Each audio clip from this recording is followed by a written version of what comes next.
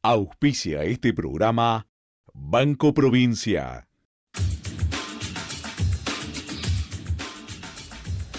Muy buenas noches y qué placer saludarlos de nuevo en esta idea del equipo Bulac que se llama El Inversor. Santi, ¿Cómo estás, Claudio? apasionado con tu saco, pero no importa, eso lo dejamos para después. Yo no sé si tanto, pero bueno, está bien. La verdad que, bueno, arrancamos un nuevo programa, un programa que también venimos de hablar de estructura, ¿no? Un poco del cambio estructural que tiene que transformar a la Argentina. Venimos de hablar de un programa justamente que viene del gasto público, que ha sido un problema en la Argentina que se ha repetido durante muchísimo tiempo, hace 12 años también que los gastos crecen por encima de los ingresos. Pero esto ya pasa de ser un fenómeno de un año, un fenómeno de 2 años, un fenómeno de una gestión. Estamos ahora cerrando el primer año de gestión de Mauricio Macri y su gobierno. Pero queremos también enfocar otro marco estructural que es de la Argentina, en el ámbito de la educación.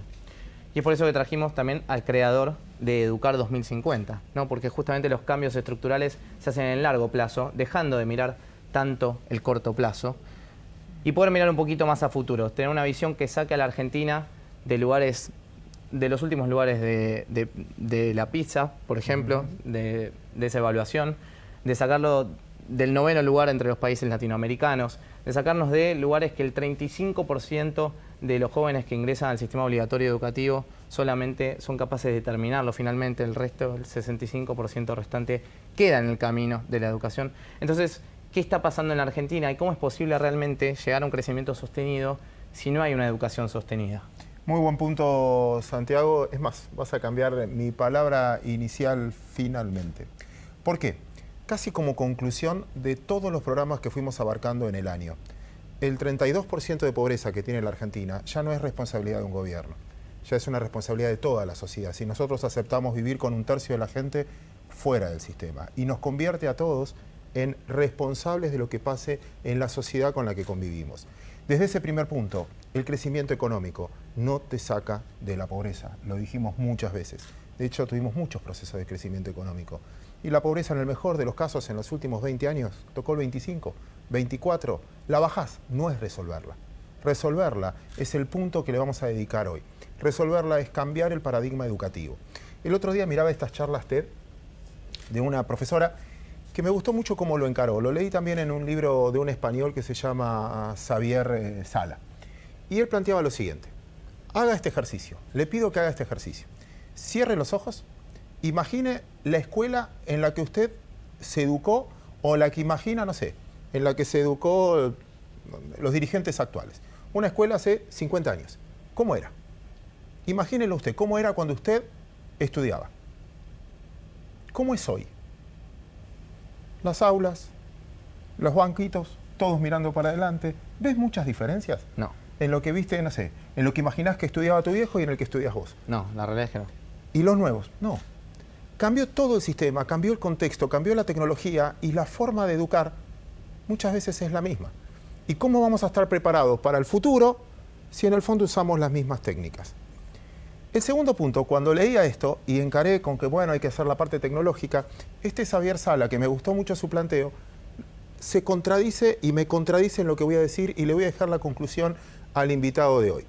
Dice que entonces se presentó con mucho patrimonio, con una ONG atrás, con mucho patrimonio, a ayudar a educar en algunos pueblos de África. Entonces había una monja muy importante, ¿sí? Que se llamaba Méndez, me acuerdo, que se dedicaba a eso. Y fue la ONG diciendo, te vamos a donar todo un sistema con Wi-Fi para que todos tengan computador y acceso a Internet. La tipa la miraba, la monja, perdón, la miraba y le decía, no, lo que nosotros necesitamos es que donen lavabo. ¿Qué es lavabo? Lavabo. Los lavatorios. Porque ella decía, no, de nada sirve que siga solo la parte tecnológica si los chicos no vienen al aula. Para que vengan al aula le tengo que dar otras cosas a veces más necesarias que Internet. Exacto. Que es la higiene, que es el alimento, que es que estén en un aula. Lo primero, el primer desafío, decía la monja, es yo los tengo que tener. ¿Cómo hago para que vengan? Después hablamos de contenido. Y ahí está el debate. Y me parecía muy interesante tocarlo en el día de hoy. Vamos a prestarle las cámaras, como hacemos siempre, al señor director. Manuel Álvarez Trongué, ese es su nombre, especialista en educación, docente, vivió en España, vivió en Argentina, escribió un libro muy interesante que ahora lo vamos a hablar con él. Nos va a ayudar a pensar, como él tiene su agrupación, en el 2050, Educar 2050.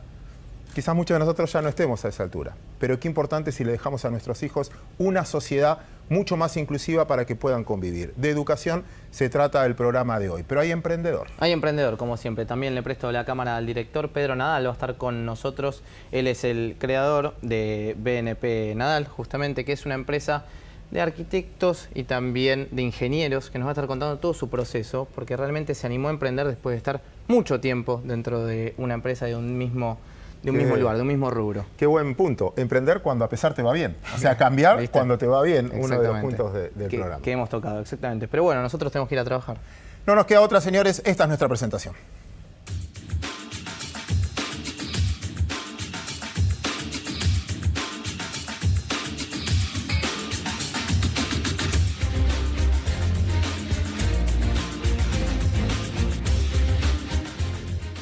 Les dejamos como siempre las redes para que puedan comunicarse con nosotros en nuestro Facebook, nuestro Twitter e Instagram. Nos encuentran como Equipo ULAT. En YouTube, El Inversor Oficial, pueden volver a ver todos nuestros programas allí. Nuestro mail, donde contestaremos todas sus consultas al final del programa o también en nuestro programa de radio, equipo.ulat@gmail.com. Y nuestra web, www.elpuntodeequilibrio.com. Allí estarán todas nuestras notas publicadas. Claudio, vamos con vos. Gracias, Santiago. Manuel, un placer recibirte. Muchas gracias por la invitación. Te vamos a presentar en un video. ¿Te parece? Qué sorpresa. Lo vemos. Sin educación no hay futuro ni progreso, y la calidad educativa es uno de los pilares para sostener cualquier cambio en este sentido. Para reflexionar sobre cómo innovar en la enseñanza, hoy nos visita el especialista y miembro del Consejo Asesor del proyecto Educar 2050, Manuel Álvarez Trongué. Ahora sí, oficialmente, muchísimas gracias. Muchas gracias. Nos escuchabas al principio. Te dejamos Sí. hacer una editorial, que nos corrijas, que nos cambies y qué es lo más importante que debería entender el televidente ahora. Mira, en principio y en primer lugar, que la educación nos abarca a todos. La verdad es que cualquiera de los televidentes lo puede entender, porque tiene que educar a sus hijos, porque se tiene que educar él, o porque tiene que educar a un nieto o un sobrino. Primero que nada, ¿qué quiere decir educar? Educar es ejercer el verbo amar. Cuando nosotros somos padres, cuando nosotros somos abuelos o tíos, o cuando inclusive somos hermanos mayores, lo que queremos es que a ese personaje, hijo, nieto, sobrino, hermano, le vaya mejor en la vida. Creemos en el perfeccionamiento humano. Y ese ejercicio del amor es ese perfeccionamiento, es creer en eso.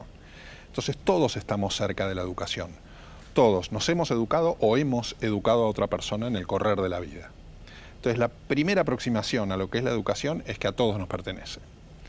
La segunda es que creo que en el planteo de ustedes está la innovación, el futuro y también un pensamiento, una reflexión sobre Argentina. Y mencionaron un dato que no es menor para la educación, que es este que comentabas sobre el 32% de pobreza. Si nosotros queremos un país mejor, tenemos que derrotar este flagelo de la pobreza. Tenemos el 32% de pobreza, como mencionaste, en números genéricos, pero en edad escolar tenemos el 48% de los chicos, casi 1 de cada 2. Entonces, con este enorme desafío, un lema es contra la pobreza, buena educación. Y lo voy a resumir en algo que nos pasó desde Educar 2050, y que siempre lo cuento, porque fue una señora del impenetrable chaqueño que nos dijo, miren, yo no sé si ustedes van a venir, en aquel momento estábamos por instalar un jardín de infantes o una secundaria rural. Y nos dijo, yo no sé si ustedes lo van a instalar. Lo que sí sé que para mi hijo la educación es su salvavida. Y en esa palabra, salvavida, nos dejó muy claro, con esa sabiduría que a veces tiene la gente sencilla y la gente que va directo al grano, lo que significa la educación. La educación tiene diferentes vías de acceso, ¿no? Uno puede decir, inclusive esto lo veían los griegos, la educación, una cosa puede ser la instrucción y otra la educación en sí misma, ¿no? Los griegos lo dividían y tenían la instrucción a una especie de tutor que se ocupaba de las matemáticas o la educación hasta física o la geometría o la literatura, digamos. En cambio, la educación verdadera estaba a cargo del jefe de familia, del que hacía las veces de tutor, de padre. Y si bien las cosas hoy en muchos casos se han unido, porque el profesor también es digamos, un educador y un instructor, el padre sigue siendo educador. Entonces no podemos dejar de tener en cuenta que en la Argentina cualquier desafío que tengamos en educación no solo está en el docente, no solo está en tercerizar esa tarea y llevarlo a nuestro chico al colegio. Qué muy buena respuesta. Necesito insistir sobre lo que decías al principio, esto de educar, amar, etc. Y voy con una autocrítica a mi generación, que muchas veces la educación venía, la instrucción, me corrijo, escuchándote, venía de arriba y a muchos nos educaban que el éxito te iba a ir bien y cambiabas, etcétera, de acuerdo a la pertenencia que lograbas. No si era feliz, si no era feliz, si estaba conforme, no estaba conforme, sino muchas veces es esto. Tenés un montón de cosas, es que te fue bien, uy, mirá, se recibió ingeniero y es taxista, qué mal le fue. O, ¿cómo convivir con eso? Donde quizás generamos generaciones exitosas porque las educaste, pero no conviviendo bien. Bueno, yo creo que en primer lugar tendríamos que definir qué es éxito para esa persona. Éxito puede ser diferente para vos, o para Santiago, o para mí. Y la verdad que el éxito no solo tiene que ver con la instrucción o con la sabiduría de matemáticas o ciencias, sino con valores. Y en esa construcción de valores está el significado del ser humano. Y ese ser humano puede ser muy feliz saliendo a hacer una tarea en el jardín o saliendo a hacer una tarea en la biblioteca. El tema es su educación y su construcción de personalidad. Eso en definitiva es educación. Evidentemente siempre que estamos hablando de educación estamos hablando de futuro. Entonces la gran pregunta que como argentinos tenemos que hacernos es ¿cuál es el futuro que queremos en una sociedad donde tiene estos porcentajes tan altos de pobreza y dónde tenemos que poner la prioridad? Que creo que es la pregunta que viene enseguida muy cerca, ¿no? ¿Dónde hay que poner la prioridad? Mira, yo creo que en este contexto no cabe duda que las escuelas con poblaciones más vulnerables tienen que tener la prioridad. Pero esto no es algo que invente yo, que inventemos nosotros, digamos, los que leemos un poco más de educación. Yo no soy especialista, soy un estudioso. Y la verdad que cuando uno mira la ley de Argentina, es una buena ley, discutida y tiene algunos artículos que pueden cambiarse. La de 2006. La del 2006. Es una ley que llevó mucha opinión de gente y luego se votó con un gran porcentaje de apoyo de diferentes partidos políticos. Y esa ley tiene un capítulo que se llama Igualdad Educativa, a partir del artículo 80 en adelante, 79 en adelante, donde establece obligaciones que ya vienen de los primeros artículos, donde dice que la educación tiene que ser de igual calidad para todos y todas, independiente de su género, de su distribución geográfica, donde estén. Y además le agrega esta prioridad que está en el artículo 3, la educación es prioridad nacional, pero se le agrega diciendo, a las escuelas más vulnerables son nuestra prioridad. Las escuelas más vulnerables son aquellas donde tenemos que trabajar con los mejores docentes, con la mejor infraestructura, con la mejor tecnología, con las mejores bibliotecas, con todo eso. ¿Por qué? Porque sabemos que la educación de vuelta es el gran camino para combatir la pobreza, para combatir estas situaciones tan desagradables que tiene la Argentina hoy. Entonces, yo creo que argentinos a las cosas, no seamos hipócritas. Esa es la prioridad. Ahí tenemos que atacar. Y ahí tenemos que martillar la cabeza a los políticos, porque los políticos pueden hacer mucho, pero también los padres nos tenemos que mover, los ciudadanos nos tenemos que mover pidiendo esta prioridad. Está en la ley, cumplámosla. Esto fue lo que hizo grande a la Argentina. Si miramos para atrás, Sarmiento lo tuvo clarísimo, fue un estadista, con sus errores pero la verdad es que tenemos que volver a eso. Hoy tenemos una situación muy grave y tenemos un salvavidas. Manuel, ¿nos contás y ponés también a la gente al tanto de quienes no tienen idea de Educar 2050? ¿De dónde nace y qué es y qué proyecto tiene a futuro?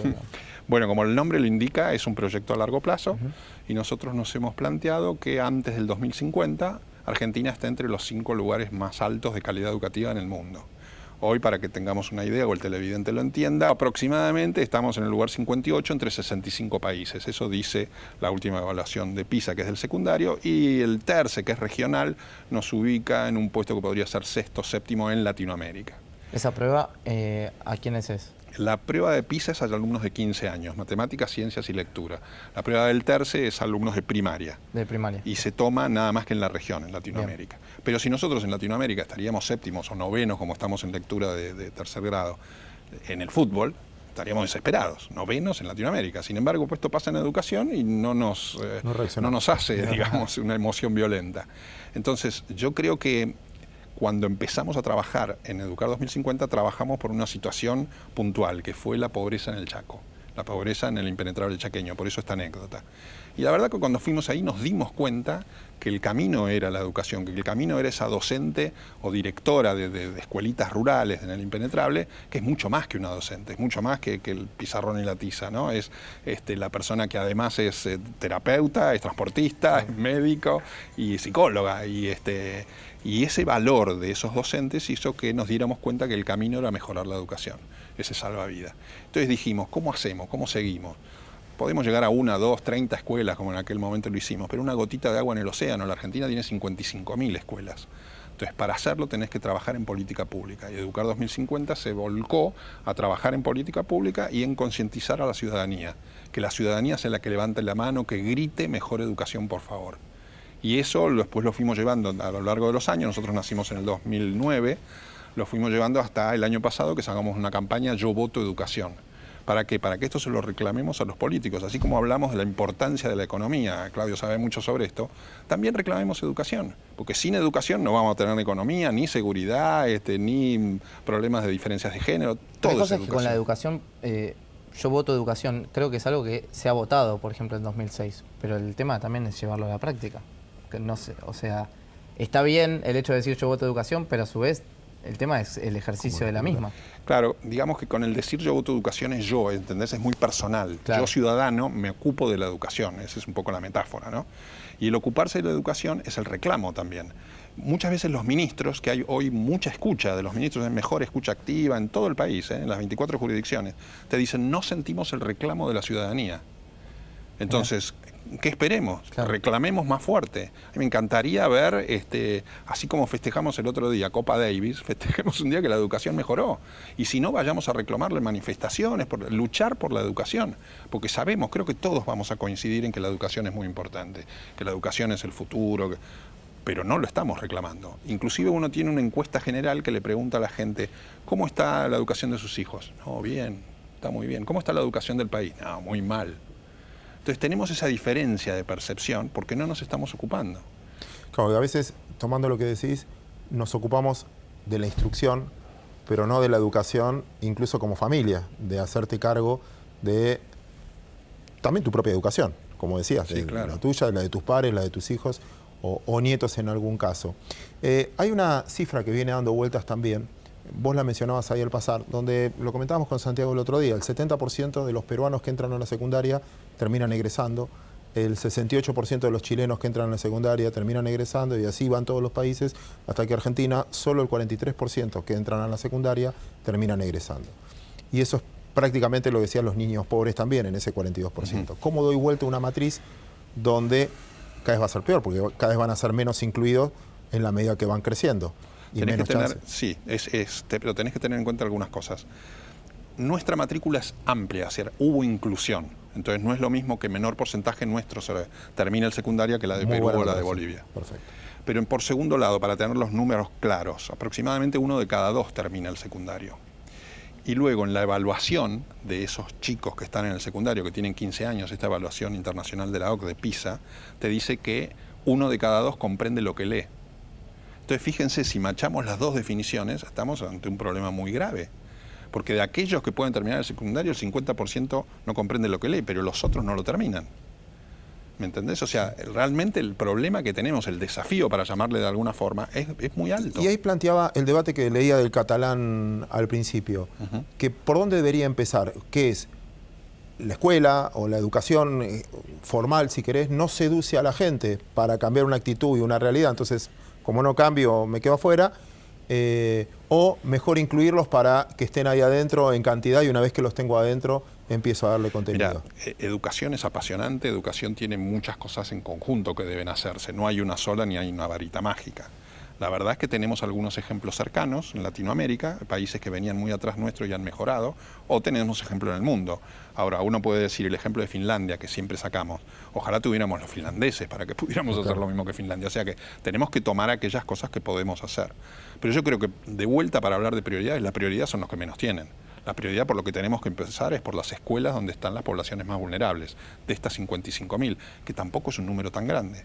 Después, otra prioridad enorme e importante es lo que vos señalabas de innovación. Te interrumpo ahí, ¿no? Una sola cosa.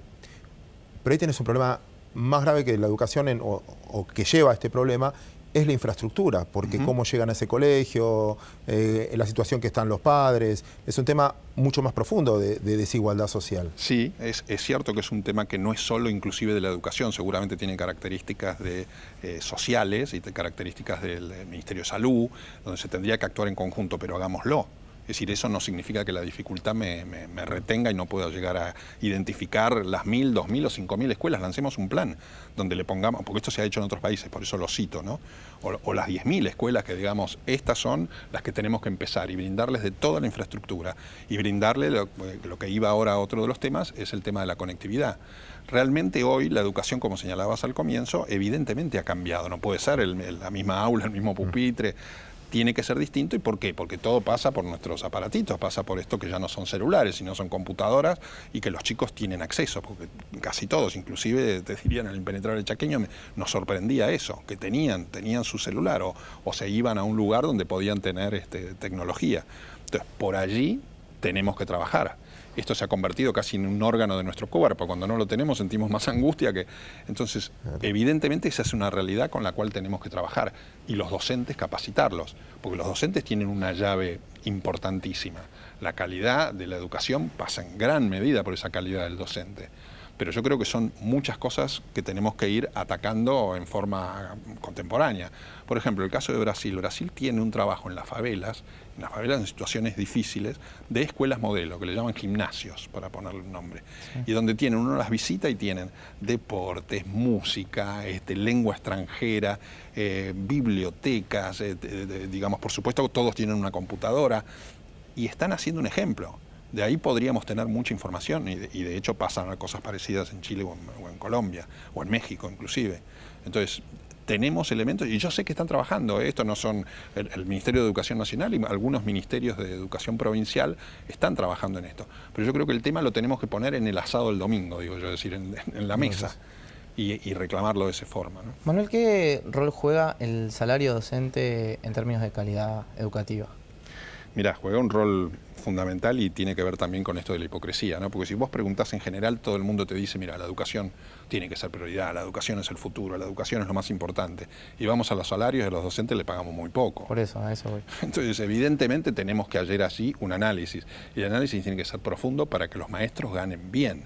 Ahora, evidentemente, ¿a quién le vamos a pagar a los que ganen bien? También a aquellos que demuestren esa pasión por lo que significa la palabra maestro, que de hecho también deriva de lo que hablábamos al comienzo, ¿no? De madre, de ese sentimiento de amor. Y al buen maestro, al que está, digamos, y está revolucionando las aulas, tenemos que pagarle muy bien. Y a los otros tenemos que poner lupa, como en todos los trabajos nos sucede, que ponemos lupa sobre si viene ausentismo, si viene a dar las clases, cómo las da. Es decir, en todo eso tenemos que poner eficiencias. Uno de los puntos, volviendo a lo que planteaba recién Santiago del salario docente, como crítica de afuera, lo que uno puede ver es que a veces se asigna un presupuesto alto para educación o importante para educación, pero llega poco a la educación real. Que hay muchos intermediarios en el medio, casi como toda la actividad económica argentina, donde en la burocracia del medio se queda gran parte del dinero. Entonces, más de que llegue al alumno y más que llega a transformar la sociedad, se detiene mucha plata en esos intermediarios, en la cadena. ¿Es solucionable?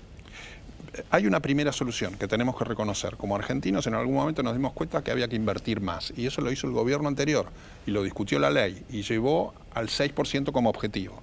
Después nos hicimos trampa en el solitario, dijimos que habíamos llegado, que lo habíamos pasado y teníamos los números del INDEC no muy serios, entonces se llegó a que no habíamos llegado al 6 o al 5 y pico, pero la verdad que del 2 y pico al 5 se aumentó. O sea, primer punto, hubo una toma de conciencia de que se necesita más inversión. Segundo, yo creo que acá, como en todo, tenemos que tener mejor información. La verdad que la información de la educación no es buena en Argentina. Nosotros teníamos, además de estas pruebas TERCE y estas pruebas PISA, teníamos las ONE, los Operativos Nacionales de Evaluación. Ahora se cambiaron hace poco por los Aprender, se habrán enterado que fueron hace poco a nivel nacional, etc. Necesitamos información. Necesitamos información por provincia, necesitamos información por estado y ver cuáles son los resultados de esa inversión que se está haciendo. ¿Y en qué? ¿Cuál es la inversión? ¿Solamente en construir demasiadas escuelas o tenemos inversión en tecnología o tenemos inversión en capacitación docente? Te repregunto algo. Perdón el desconocimiento, realmente No, no sé esto. ¿Hay incentivos? Porque vos decías, una de las prioridades fundamentales es ir a los lugares con más carencias y poner los mejores docentes ahí. Y hay un incentivo, mira, si vos sos docente en esta zona por 5 años no vas a pagar ningún impuesto, vas a hacer esto y vas a ganar el triple, cosa de incentivarte. Y si trabajás en capital, donde estás más cómodo, donde lo que fuera, el salario es menor o pagás más impuestos, ¿existe ese tipo de ese incentivo? No, a ver, la Argentina es muy grande y existe algunos lugares, como en el sur, donde tenés un salario mayor por la zona. Ese incentivo yo no lo he visto y al revés, he visto que a veces para las escuelas más vulnerables mandan a maestros docentes que no están tan bien cualificados y que inclusive algunas veces son sancionados y los mandan a esas escuelas, cuando es tremendo eso, ¿no? Porque justamente al revés lo que hay que hacer. Esos lugares tienen que tener los mejores docentes. O sea que esos incentivos no existen. Empieza a haber una discusión sobre esto de llevar una serie de incentivos a la medición inclusive de los resultados, pero eso hay que tener mucho cuidado también, porque a veces los resultados no solo dependen de la capacidad de esa maestra o de esa escuela, sino del círculo social que rodea al alumno. Esto está muy demostrado. Es decir, evidentemente ese chico, nosotros siempre desde Educar decimos que lo que tenemos que hacer es reemplazar la cuna, porque la cuna no puede ser el que maneje el destino de un niño, sino que es la educación lo que tiene que reemplazar la cuna para hacer ese destino de una persona, un ser humano, digamos, valioso y que tenga esa educación. Entonces, no podemos solo juzgarlo por ese resultado, tenemos que tener varias cosas en conjunto, ¿no? Hablamos también algo en la apertura y justamente se lo escuchaba a Claudio, pero me parecía importante también hacer esta diferenciación que creo que en la gestión anterior, por lo menos ya habiendo pasado un año de esta, se amplió mucho lo que es la cobertura. La inclusión de... La inclusión, alumnos, exactamente, sí. Pero me parece que a su vez fue degradándose lo que es la calidad. Y cómo también complementar esas dos cosas, porque bastante de la parte del gasto de la cual habla Claudio puede aumentarte en la cobertura, pero muchas veces hacer deficitaria la calidad. Mira, de vuelta a la información, ¿no? Es tan importante. Las evaluaciones PISA para mirar el secundario se hacen desde el año 2000. Argentina estaba entre los líderes de Latinoamérica. Hoy de los 8 países que está sexto. O sea que nosotros tuvimos evidentemente un 2002 que no podemos olvidarnos y que significó mucho también para la educación, y caímos mucho en el 2006 en la evaluación del PISA y del secundario. Mejoramos en el 2009, pero seguimos estancados. Evidentemente al estar estancados es estar para abajo. Y lo mismo nos sucedió con las evaluaciones del TERCE, las regionales que se hicieron en primaria, o las ONE, donde marcaban que un altísimo porcentaje de la Argentina, para que tengas una cifra, casi el 66% no resuelve un ejercicio simple de matemáticas. Entonces, también hay que tener en cuenta, y en eso puso foco la gestión anterior, y volvamos a la metáfora, a la gente hay que darle un salvavidas. O sea, que tengan un salvavidas ya es muy importante, que estén en el aula, que estén en la escuela, es fundamental. Tenemos que trabajar en el aula, pero la inclusión es un camino hacia la calidad y eso es bueno. Lo que tenemos que ponernos de acuerdo como argentinos y sin colores políticos es que la educación sea la verdadera bandera que nos cambie, como en el 83 fue la democracia. Hoy tiene que ser la educación, porque si queremos pensar en un país que vuelva a la vanguardia y qué sé yo, este es el camino. Para pasar, robando tus palabras, de la definición al hacer, ¿no? En lo que estás haciendo. Te tocó convivir y te escuché recién con más de un sistema político en tratar de, y ponderaste que casi todo el sistema político se puso de acuerdo en el 2006 en una ley que es mejor por lo menos a lo que había antes y que es aceptable.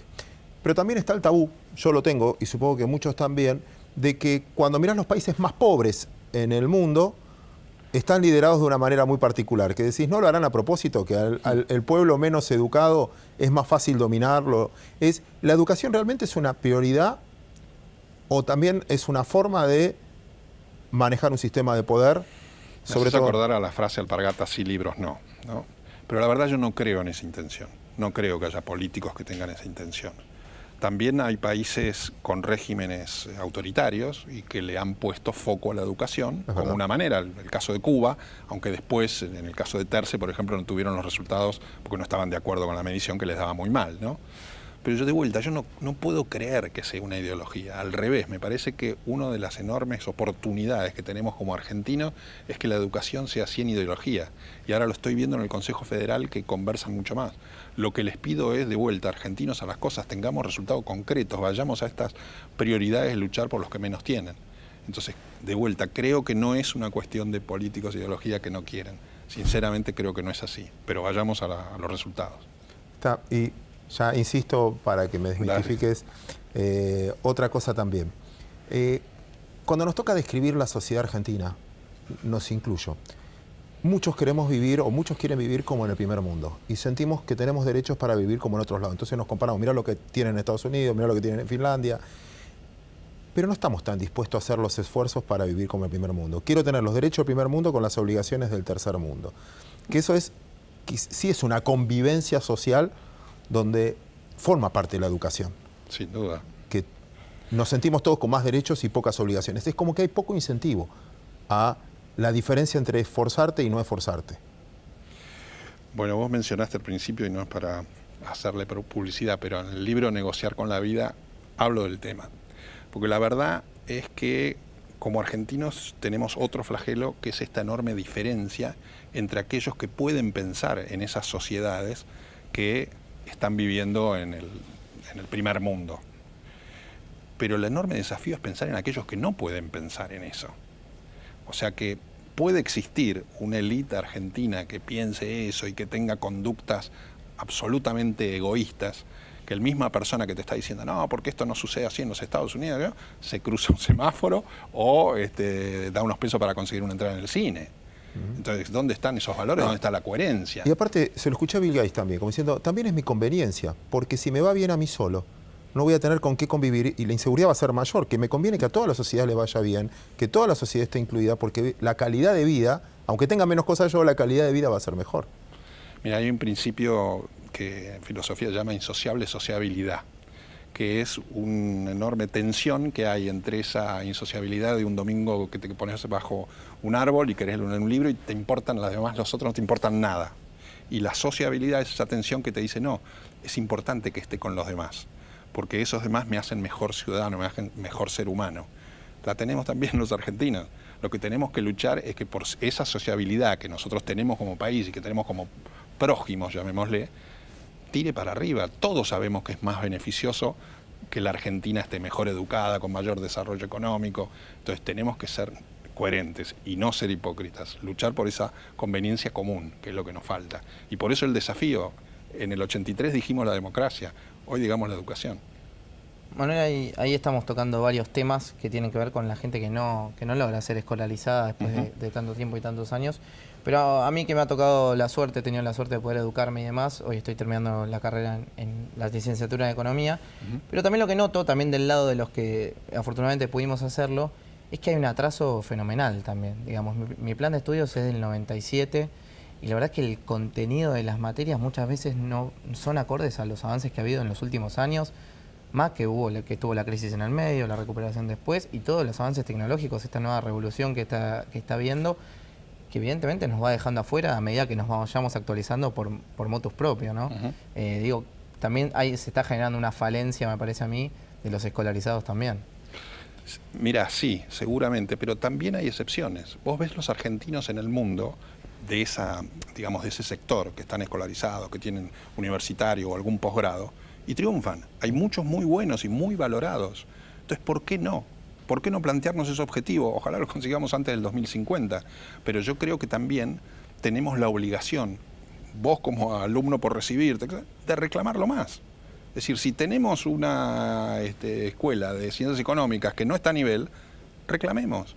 Porque eso es la verdadera democracia también, dialogar y ponerlo sobre la mesa. Entonces me parece que el camino todos tenemos que contribuir y todos tenemos que patalear. Porque realmente para conseguir una verdadera educación necesitamos hablar todos del tema. Lo tocábamos el programa pasado y lo mencionaste ahí, que se puede claramente sí, porque Argentina mismo pudo. Sarmiento, el primer censo era 1.800.000 habitantes, donde el 70% era analfabeto, y se logró una reconversión nosotros mismos y en circunstancias mucho más desventajosas. Pero hay un punto que también quiero poner sobre la mesa sobre esto. La ONU el otro día sacó un informe que tiene que ver con la Argentina, está incluida la Argentina, que el motivo era la movilidad social. Entonces, ¿qué movilidad social tienen los países? Y cuando estudiaban los millonarios, ¿cómo se hicieron millonarios? En el primer mundo, el 28% de ellos fue heredado. El resto hubo movilidad social. Y cuando llegó a la Argentina, me tocó leerlo, el 97% era por herencia. Mira. Que lo que perdimos es esa, que fue un factor de la Argentina durante mucho tiempo, que es esa movilidad social, que alguien de abajo realmente puede progresar. Y lo que veo que últimamente solo el que tiene o padres Entorno. que no solo plata, sino que se preocuparon por su educación, etcétera, que largar el chico al colegio no necesariamente hoy te deja, antes sí pasaba.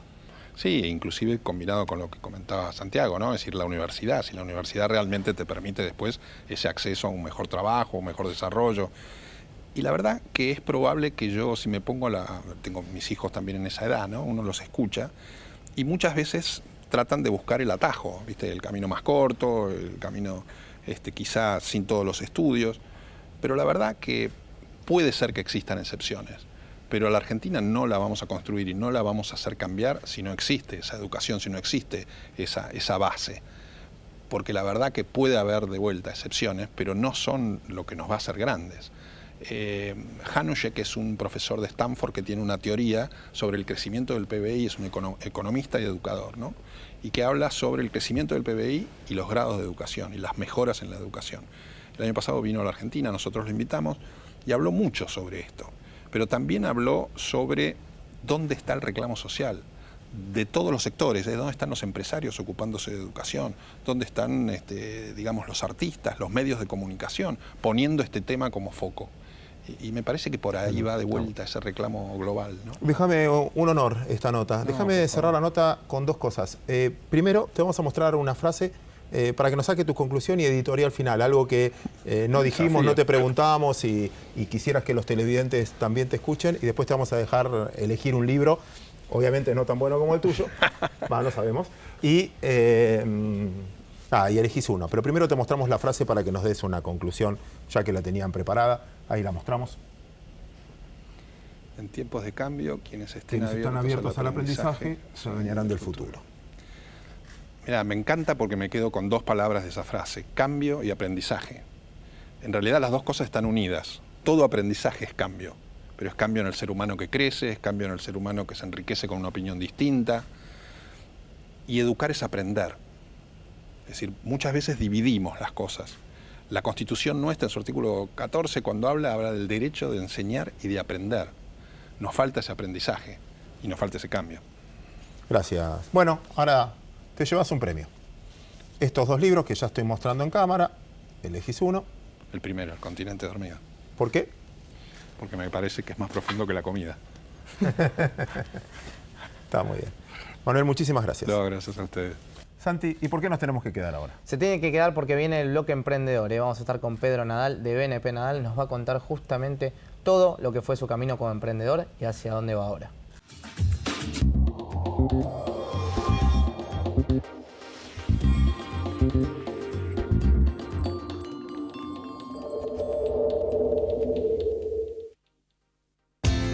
Innovación permanente.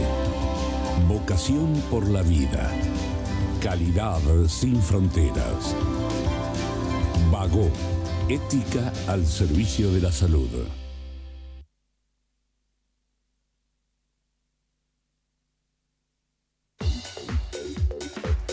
Luxcan, concesionario oficial de camiones y buses Volkswagen. Encontralo en Acceso Oeste, kilómetro 35 Moreno.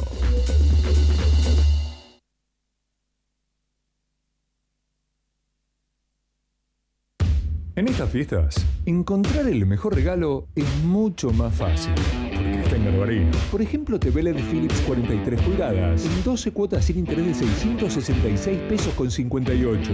En Garbarino, pensamos en vos. Con una nueva visión entre todos los vecinos, estamos construyendo la capital del norte argentino.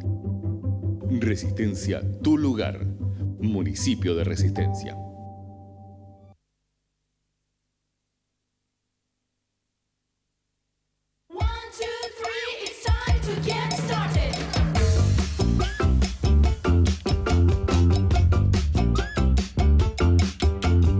Estamos como somos, el último libro de Tomás Bulat. El economista que pudo explicarle la economía a todos, revisa los mitos que nos impiden tener el país que queremos. Estamos como somos, de Tomás Bulat. Publica Sudamericana.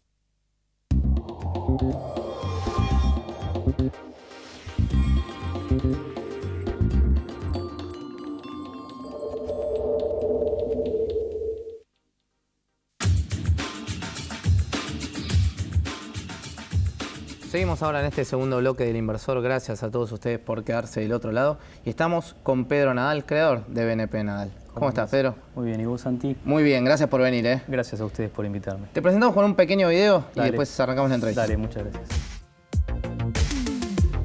¿Quién dijo que hay una edad para emprender? El mito dice que hay que crear empresa en la juventud. Pero el caso de Pedro Nadal demuestra que después de los 40 también hay espíritu emprendedor.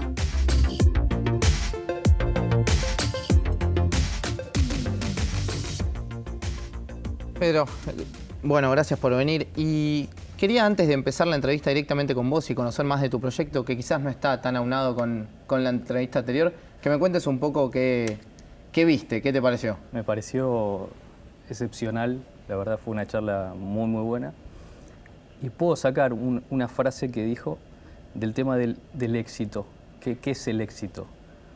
Y quizás cuando uno medianamente empieza a ver qué te hace más feliz, lo que hablaba del éxito y la felicidad, es cuando podés llegar a empezar a tomar decisiones en tu vida de emprender. Emprender cosas que te hagan feliz. Y dejar una vida corporativa, si querés, como la que tenía yo, estructurada, más estructurada, y como dijeron ustedes en la presentación, cuando te va bien. Quizás te puede ir bien económicamente, pero no te hace feliz. No te llena. No te complementa. ¿Nos contás entonces un poco de tu historia y de qué se trata BNP Nadal, justamente? BNP Nadal es una empresa de ingeniería y arquitectura, cuyo corazón hoy son los emprendimientos inmobiliarios. Dentro de lo que son los emprendimientos inmobiliarios, nos dedicamos a un segmento un poco especial, el que hasta hace unos años nadie quería, son los sectores de la capital federal donde de la incidencia de la tierra era la menor. O sea, apuntado no al segmento premium, sino al segmento medio. Bien, ¿sí? Perfecto. Cuando empezamos a pensar en esto, teníamos la idea del gran déficit habitacional que hay y cómo de alguna manera, con un emprendimiento privado que tenía que ser rentable para los inversores que lo fondeaban, Seguro. Generar la posibilidad a familias de tener su primera vivienda. ¿Y cuándo arrancaron con este proyecto? El proyecto yo lo vengo gestionando hace muchos años. De hecho, lo hacía medio en paralelo cuando trabajaba en la empresa. Tiene aproximadamente 10 años. 10 años. Y me lancé, o generamos BNP, se constituyó como empresa hace 2 años, pero la idea viene gestionándose hace muchos años. ¿Y ustedes se encargan del diseño, de la construcción de...? Hacemos todo, desde la ubicación de la tierra hasta el proyecto, la comercialización, el diseño financiero, el diseño legal, para poder llegar de alguna manera al producto que son final. Básicamente departamentos. ¿Por dónde tienen departamentos? ¿Mencionabas? Vamos a Valvanera, San Cristóbal, Montserrat. Los barrios que hoy se están empezando a poner de moda son los barrios que nosotros venimos viendo hace varios años como atrayentes para lo que yo te decía, la gente que quiere llegar a su primera vivienda y no llegaba. Y además generamos un modelo que es algo similar a un fideicomiso al costo, pero pensando en mejoras que lo hacen más barato, más económico. O sea, que la cuota a pagar o el costo final del departamento sea menor, por lo cual más fácil de llegar para las personas de segmento medio. ¿Y cómo sería? ¿Cómo logran que sea más barato? No usamos empresas constructoras, terciarizamos todos los subcontratos en una sociedad, con lo cual ya ahí ahorras beneficios, impuestos y un montón de otras cosas. Claro. Buscamos muchos precios. ¿Cuál es el factor, lo que más complica hoy al hecho de que alguien pueda acceder a una primera vivienda? Digamos, ¿dónde viene el costo? Hoy el costo de construcción está muy caro, está muy alto. El costo de construcción es lo más elevado. En dólares en realidad en dólares son pesos lo mismo, pero está muy alto. Y la tierra, digamos, los terrenos en los últimos años subieron muchísimo. Entonces, la inflación, que se traduce al costo y la tierra hace que hoy la gente para la gente sea difícil comprar. Sumando esto que no tenés obviamente créditos hipotecarios. Seguro, no hay nada de crédito y que lo que hay es para gente premium. O sea, el que hoy accede a un crédito hipotecario es el que no lo necesita, el que tiene la posibilidad de comprar. Bueno, igual ahí están lanzando también con algunas ideas, créditos un poco más baratos, pero todavía... Sí, pero... algunos son por sorteo, de hecho todavía no están llegando. Y el nivel de ingresos que te pide, ¿viste? La relación del ingreso sigue siendo muy alta. ¿Cómo eligen? Ustedes me mencionabas ahí un par de barrios que decías son los que se están empezando a poner de moda y son los que elegimos. ¿Cómo fue que dijiste, acá va a andar? Te voy a contar, la idea no fue mía. Yo lo que no te dije es... Yo vengo de una familia de constructores de hace 100 años. Sí. El primer constructor fue mi bisabuelo, después fue mi abuelo y mi padre, y bueno, y ahora estamos mi hermana, que es parte de BNP, que también es arquitecta. Y mi padre siempre dijo que las zonas que nadie quería, o sea, la zona sur, era la zona que se tenía que desarrollar para dar vivienda a una clase social un poco más baja. Y empezamos a comprar terrenos fondeados con inversores privados, en esos lugares cuando nadie los quería. Y funcionó. Armamos el modelo de cuotas al costo, la gente accedía, podía comprar, nos seguía y entregábamos y bueno, y empezó a funcionar. ¿Y hoy su demanda empezó a aumentar para ir haciendo estos proyectos? Hoy tenemos en curso 5 edificios, más allá de obras que nos ayudan a mantener la estructura de la empresa, pero tenemos 5 edificios y en esa zona. Y si me preguntás dónde voy a seguir, va a ser en esa zona. Creo que por ahí. Sí, toda zona sur, digamos, acompaño el crecimiento de la zona sur. Contame vos, ponete el traje de emprendedor ahora y acordate de cuando estabas trabajando en la otra empresa. Sí. ¿Cuándo fue que hiciste el clic de la transformación o cómo fue ese proceso y cómo también te animaste a hacerlo? Creo que fue la consecuencia de muchos años. De hechos que me iban ocurriendo a lo largo de mi vida, si querés, profesional en la empresa en la cual trabajaba. Yo a mí me contrataron para hacer análisis de negocios. ¿Sí? Y generaba negocios para terceros. Entonces me empecé a dar cuenta que podía generar negocios para personas y que salían bien. Bueno, bien, que en promedio salían bien, no todos bien, pero que salían bien. Y dije, ¿por qué no empezar a generar esos propios negocios para mí, para una estructura mía, digamos? Por un lado. Y por otro lado, no me estaba sintiendo cómodo. Lo que hablaban del éxito, la felicidad, no me sentía cómodo, no me sentía cómodo en el lugar que estaba, no tenía desafío profesional. Yo había llegado te diría, al escalón máximo donde trabajaba, era el director general de una empresa. Claro. Y ya no tenía desafío. Pero sí tenía miedo, porque estaba muy cómodo, porque todos los meses cobrás cuando trabajás, cuando no sos... Además tenés una estructura detrás que ahora tenía una estructura que me soportaba, que ahora tengo que crear. Pero te decía, cuando nació mi hija hace 2 años atrás... encima. Sí. Nació mi hija, el miedo me aumentó, claro, pero por otro lado, hablábamos siempre con Mariana, mi mujer, que me acompaña en este emprendimiento todos los días. ¿Qué le quiero dar a Pilar? Y a Pilar quiero que ella sea feliz. ¿Y qué le quiero mostrar? Un padre feliz, un padre que esté satisfecho con lo que hace. Entonces, después de muchas horas de psicólogo, de aprender a conocerme, logré empezar a perder los miedos, que soy bastante miedoso, te digo la verdad. Me costó muchísimas horas de entender qué podía hacer bien, cuál era mi debilidad, mi fortaleza. Seguro. Cómo explotar también las fortalezas. Cómo explotar las fortalezas y cómo de alguna manera dejar las debilidades y perder básicamente el miedo a no tener un éxito económico. Digamos, cuando entendés que el éxito no pasa por el lado económico, podés animarte a hacer lo que realmente te gusta. ¿Y cómo fue cuando te decidiste empezar, buscar inversores también que confiaran en el proyecto? Empezamos a buscar inversores. Yo tenía medianamente por los años anteriores grupos. Que ya conocías. Conocía grupos de inversores, y me conocían a mí. Y bueno, y un día me junté con mi hermana, que es parte, como te decía, y 2 socios más que tengo. ¿Trabajaba en eso también? Mi hermana es arquitecta, trabajaba en un estudio muy grande de arquitectura y se llama Soledad. Le digo, Sol, hacemos esto, tratamos de armar una empresa que sea de alguna manera también la continuación de la que habíamos tenido mi bisabuelo, mi abuelo y mi padre, Claro. que se había dejado que había dejado de operar. Me dijo que sí, y le dije, bueno, vamos. Y empezamos, la verdad, y nos fue, te digo la verdad, mucho mejor De lo que... que lo que yo hubiera pensado y pronosticado. Soy ingeniero, soy cuadrado, tengo Excel para todo. Bueno, esta vez le erré. Me equivoqué, la verdad me equivoqué, nos fue muchísimo mejor y creemos que nos va a ir mejor. Un año medio complicado. Muy fue. complicado. Sí, ¿no? Muy complicado por el tema, bueno, vos de esto sabes más que yo, sos casi un economista. El tema de la inflación es muy compleja cuando querés proyectar. Estos negocios son a 3 años, a 4 años o a 5 años de acuerdo a la cantidad de cuotas que quieras dar. Entonces es muy difícil poder hacer previsiones. Pero Bueno, de hecho hay varios créditos que están lanzando ahora que están atados al índice de construcción, Sí, señor. lo que hacen que Sí, señor. ajusten por ahí El los UBA. créditos. Exactamente. el UBA.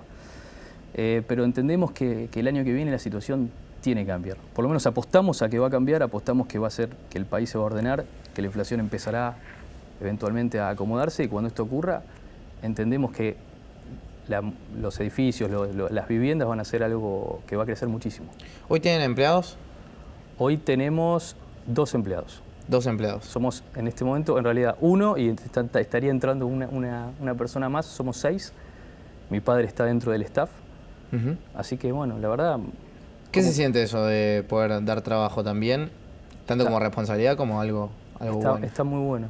Está muy bueno. Además, yo tuve la suerte de, cuando empecé a trabajar en la empresa química, poder de alguna manera, no te digo cambiarla, pero sí mejorarla, optimizarle los procesos.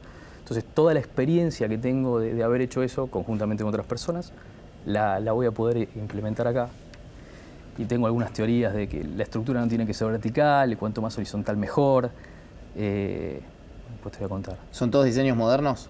¿Todos diseños adaptados a los que hacen ustedes? ¿Me hablas de la parte de vivienda? De vivienda, de Sí, vivienda. hacemos diseños modernos, tratamos de... Uno de los socios es alemán, estamos trabajando en proyectos sustentables, o sea, proyectos que sí se hacen en Alemania y que generan mejoras en el consumo energético, cosas que acá nadie habla o que se están empezando a hablar porque ahora la luz es más cara y va a ser mucho más cara. Va a ser más cara también. Estamos trabajando en eso y como las superficies de los departamentos son chicos, o sea, los departamentos de 200, 300 metros ya nuevos prácticamente no se hacen, te diría que no se hacen. Los departamentos cada vez son más chicos, por lo que hablamos antes del valor del costo de la tierra y de la obra. Tratamos de hacerlos lo más funcionales posibles. O sea, pensamos lugares de guardado, muebles, sistemas de calefacción que ahorren energía. En eso estamos trabajando para... Tenés que estar continuamente viendo Sí. qué son los cambios que se vienen también en el exterior. Sí. ¿Hay mucha imitación de lo que son los modelos de afuera o no? No, Argentina todavía construye como los romanos. Digamos, es hasta la forma de poner la pared. Es el ladrillo y la mezcla, que en realidad el ladrillo ahora viene industrializado y no lo hacían, antes los Claro. romanos lo hacían Sí, al lado, sí. lo ponían al sol y se Ujú. secaba en un horno. Con lo cual todavía nosotros estamos muy atrasados, no hay sistemas industrializados de construcción, no hay sistemas de ahorro de energía, no sé, los edificios verdes, no quiero afirmarlo, pero los edificios verdes no son tan verdes como los que hay en el exterior. ¿Y los costos en ese caso deberían bajar también? ¿Debería eficientizarse y a su vez bajar? Los costos quizás en un inicio sean más altos, pero a lo largo del tiempo lo vas a lograr amortizar. Y también el acceso para la gente que quiere Sí, tener una vivienda. Claro, obviamente. ¿Y de acá hiciste el Excel con la proyección de vos aquí en adelante? ¿Cómo sigue todo? Apostando a BNP todos los días. ¿BNP dónde sale? BNP es Bock Neuhaus, que es... Nosotros tenemos un socio que tiene una representación de un estudio de arquitectura que es BNP, que es alemán. Entonces BNP es la parte del socio alemán, Nadal Claro. es mi apellido, que Ujú. es la empresa, digamos, de mío y de mi hermana. Y bueno, ahí quedó, que me sonaba lindo. Sonaba Algunos me lindo. preguntaban si era el banco, le decía que no era el banco. Claro. Entonces me comentabas, de aquí en adelante, seguir creciendo. Seguir creciendo, proyectar viviendas. Nos gusta muchísimo lo que son viviendas. Hacemos trabajos de otros tipos de trabajos, pero eventualmente esperamos... El foco está más en viviendas Sí, y ahora están obviamente. con estos 5 proyectos. Estamos con estos 5 proyectos y con ganas de seguir creciendo.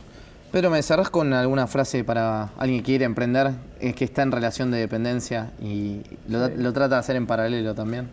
Sí, que no tenga miedo, que se puede y que si no sale bien, no importa, hay que volver a empezar.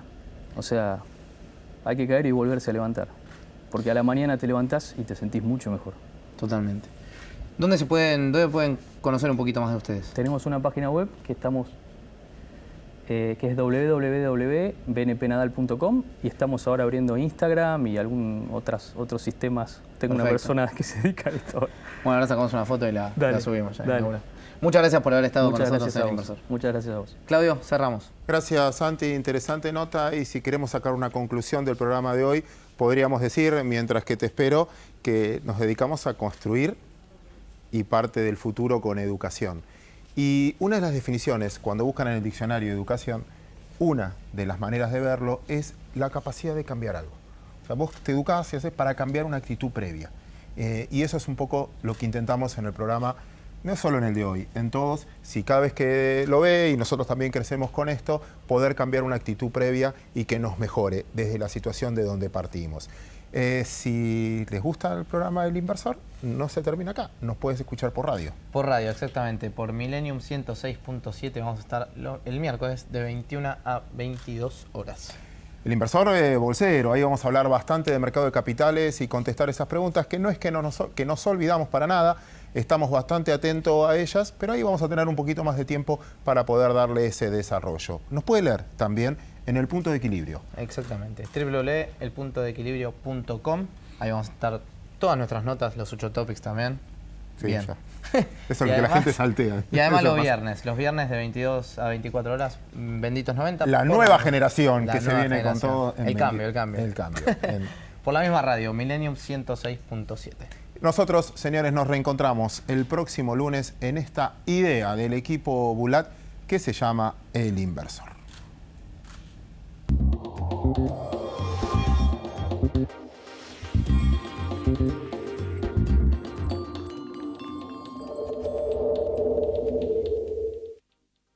Estamos como somos, el último libro de Tomás Bulat. El economista que pudo explicarle la economía a todos, revisa los mitos que nos impiden tener el país que queremos. Estamos como somos, de Tomás Bulat. Publica Sudamericana. Auspició este programa Banco Provincia.